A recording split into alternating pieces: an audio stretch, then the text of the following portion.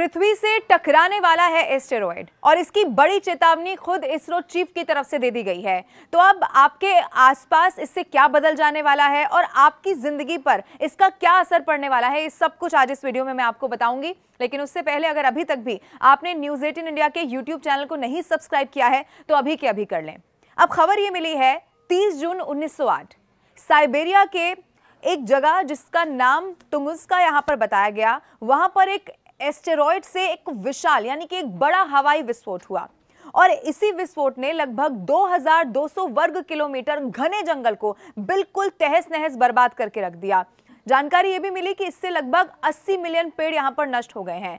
अब एक और चेतावनी मिली है जो डरा देने वाली भी है और सावधान करने वाली भी है, और ये चेतावनी जो है वो खुद मिली है इंडियन स्पेस रिसर्च ऑर्गेनाइजेशन यानी कि इसरो के चीफ की तरफ से। क्या कहा गया मैं आपको बताती हूं, लेकिन पहले जानिए कि ये एस्टेरॉयड है क्या और इससे क्या फर्क पड़ सकता है। पृथ्वी के करीब का ये जो एस्टेरॉयड है, जिसे अभी के युग की अगर बात की जाए तो सबसे खतरनाक इसे माना जाता है। 370 मीटर व्यास वाला ये एपोफिस 13 अप्रैल 2029 को, फिर से सुनिए 13 अप्रैल 2029 और फिर 2036 में हमारे पास से गुजरने वाला है। और इस तरह के प्रभाव से डायनासोर के विलुप्त होने की यानी कि बिल्कुल गायब हो जाने की परिकल्पना की गई है। अब दुनिया भर की जो अंतरिक्ष एजेंसियां हैं वो पृथ्वी को एस्टेरॉयड से बचाने के लिए ग्रह रक्षा क्षमताओं का लगातार निर्माण करने की दिशा में काम भी कर रही हैं। अब इसरो भी इसी संबंध में जिम्मेदारी लेने के लिए बहुत ज्यादा उत्सुक दिखाई दे रहा है। लेकिन इसरो के चीफ जो है एस सोमनाथ, उनकी तरफ से इस एस्टेरॉयड के बारे में बताते हुए क्या चेतावनी दी गई है अब आप वो भी जान लीजिए। इसरो प्रमुख एस सोमनाथ ने यह कहा है कि जो हमारा जीवन काल है वो लगभग 70-80 वर्ष का अमूमन होता है और अपने जीवन काल में ऐसी कई सारी आपदाएं होती हैं जो हम देख ही नहीं पाते। इसीलिए हम ये मान लेते हैं कि ये हो ही नहीं सकता, यानी कि ये तो संभव ही नहीं है। लेकिन अगर आप विश्व और ब्रह्मांड के इतिहास को देखेंगे तो ये घटनाएं अक्सर होती रही हैं। उन्होंने कहा कि ग्रहों की ओर क्षुद्र ग्रह का आना और उसका प्रभाव देखा जाता रहा है। उन्होंने अपने एक्सपीरियंस के बारे में भी बताया कि मैंने खुद बृहस्पति से टकराते हुए एस्टेरॉयड को देखा है।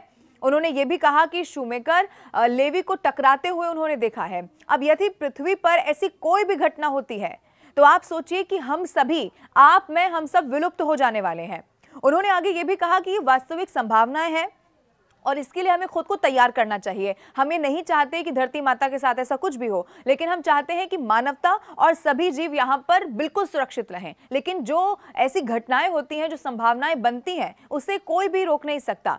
अब इसीलिए इसके विकल्प जरूर खोजने होंगे कि कैसे ऐसी घटनाओं को टाला जा सकता है। इसीलिए उन्होंने कहा कि हमारे पास एक तरीका है जिससे हम इसे विक्षेपित कर सकते हैं, यानी कि जो उसका प्रभाव है वो यहाँ पर ना देखने को मिले। उन्होंने आगे ये भी बताया कि हम पृथ्वी के निकट आने वाले जिस एस्टेरॉयड का जिक्र किया गया है उसका पहले ही पता लगा सकते हैं और उसे फिर दूर कर सकते हैं। और कभी कभी, हालांकि उन्होंने ये भी कहा कि जरूरी नहीं है कि हर बार ये पॉसिबल हो जाए कि इस खतरे को आप टाल सकें, लेकिन कभी कभी ये असंभव जरूर हो सकता है। इसीलिए तकनीक विकसित करने की आवश्यकता है, भविष्यवाणी करने की क्षमता और इसे विक्षेपित करने के लिए वहां भारी प्रॉप्स यहां पर भेजने की क्षमता, अवलोकन में सुधार और एक प्रोटोकॉल के लिए जो बाकी देश हैं उनके साथ मिलकर काम करना इस वक्त इसरो की तरफ से ये प्राथमिकता बताई गई है। इसीलिए माना जा रहा है 2029 और 2036 में जब यहां पर पृथ्वी से टकराता हुआ एस्टेरॉयड दिखाई देगा तो इसके बाद इसरो के चीफ का मानना है कि हम सब विलुप्त भी हो सकते हैं। लेकिन क्या इसको लेकर कोई जो विकल्प है वो तैयार किए जाते हैं, आने वाले समय में देखना होगा। लेकिन ये तो तय है